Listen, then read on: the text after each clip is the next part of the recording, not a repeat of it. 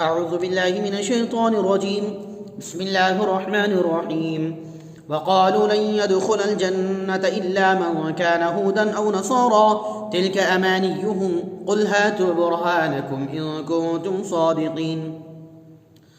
اور اہل کتاب کہتے ہیں کہ یہود یا نصارہ کے سوا اور کوئی ہرگز جنت میں نہیں جائے گا، یہ ان کی خالی آرزویں ہیں۔ اے پیغمبر صلی اللہ علیہ وسلم، ان سے کہو کہ اگر تم سچے ہو تو اپنی دلیل پیش کرو۔ بَلَا مَنْ أَسْلَمَ وَجْهَهُ لِلَّهِ وَهُوَ مُحْسِنٌ فَلَهُ أَجْرُهُ عِندَ رَبِّهِ وَلَا خَوْفٌ عَلَيْهِمْ وَلَا هُمْ يَحْزَنُونَ۔ ہاں، حقیقت یہ ہے کہ جس نے اپنا رخ اللہ کے آگے جھکا دیا اور وہ نیکوکار بھی ہو تو اس کا اجر یقیناً اس کے پروردگار کے پاس موجود ہے۔ ایسے لوگوں کو آخرت کی زندگی میں نہ کسی طرح کا خوف ہوگا اور نہ وہ غمگین ہوں گے۔ اوپر کی آیتوں میں یہود کی چند گمراہیوں کا بیان تھا۔ ان آیتوں سے یہود النصارہ دونوں کے چند باطل خیالات اور جھوٹے دعووں کا بیان شروع کیا جاتا ہے۔ یہودیوں کا دعویٰ تھا کہ جب تک ایک انسان یہودی گروہ بندی میں داخل نہ ہو نجات نہیں پا سکتا۔ اسی طرح عیسائی کہتے تھے کہ نجات کے لیے عیسائی ہونا ضروری ہے۔ یہودیوں کو نسلی غرور تھا، اور عیسائی کہتے تھے کہ حضرت عیسیٰ علیہ السلام سب عیسائیوں کی طرف سے کفارہ ہو گئے ہیں۔ خاص کر مسلمانوں کے سامنے ایسی باتیں کرتے تھے کہ وہ اسلام کو باعث نجات اور تسلی بخش نہ سمجھ کر اس سے منہ موڑے۔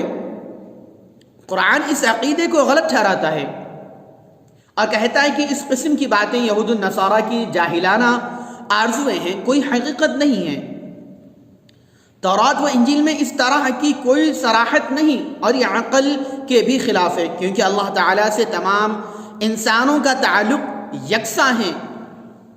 بلکہ نجات کا معیار جس کو عقل بھی تسلیم کرتی ہے یہ ہے کہ من اسلم وجہہ للہ، یعنی کوئی ہو، کسی گروہ میں سے ہو، کسی نام سے پکارا جاتا ہو، کسی ملک کا رہنے والا ہو، جس نے اپنا سر نیاز خدا کے آگے جھکا دیا، جس نے اپنی خودی کو اللہ تعالیٰ کے حضور مٹا دیا اور جن حقیقتوں پر ایمان لانے کو اللہ تعالیٰ نے حکم دیا ہے بے چوں و چرا ان پر ایمان لے آیا، پھر شریعت کے مطابق نیک عملی اور پاک بازی کی زندگی گزاری، ایسا شخص اللہ تعالیٰ کے سامنے سرخرو ہوگا اور اس کو دنیا و آخرت میں کسی طرح کا کھٹکا نہیں ہوگا۔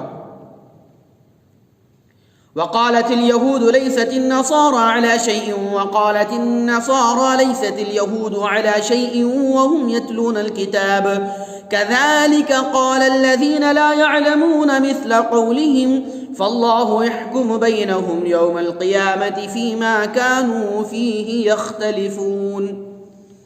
اور یہود کہتے ہیں کہ عیسائی صحیح راستے پر نہیں، اور اسی طرح عیسائی کہتے ہیں کہ یہود صحیح راستے پر نہیں، حالانکہ وہ سب اللہ کی کتاب پڑھتے ہیں۔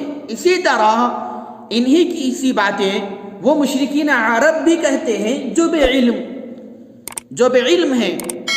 بس قیامت کے دن اللہ ان کے درمیان ان باتوں کا فیصلہ کر دے گا جن کے بارے میں یہ لوگ دنیا میں اختلاف کرتے ہیں۔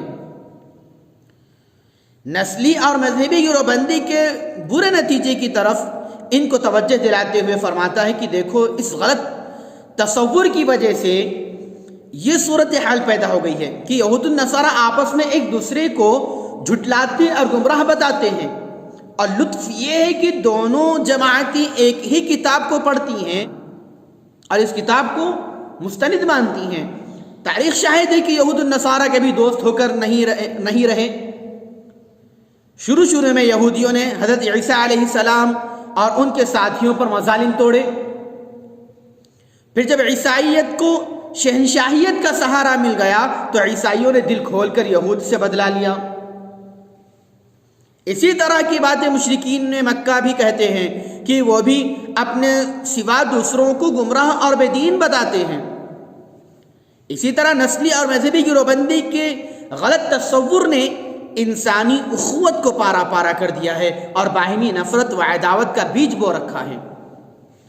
دانش مندی اور صحیح احساس کا تقاضا یہ ہے کہ سب جماعتیں قرآن اور نبی آخر الزماں محمد عربی صلی اللہ علیہ وسلم پر متفق ہو کر دین و دنیا کی کامیابی حاصل کریں، ورنہ یاد رکھیے کہ قیامت کے دن ان سب پر حقیقت حال کھول دی جائے گی اور آخری فیصلہ سنا دیا جائے گا، لیکن اس وقت صورتحال کی اصلاح کا کوئی موقع نہ ہوگا۔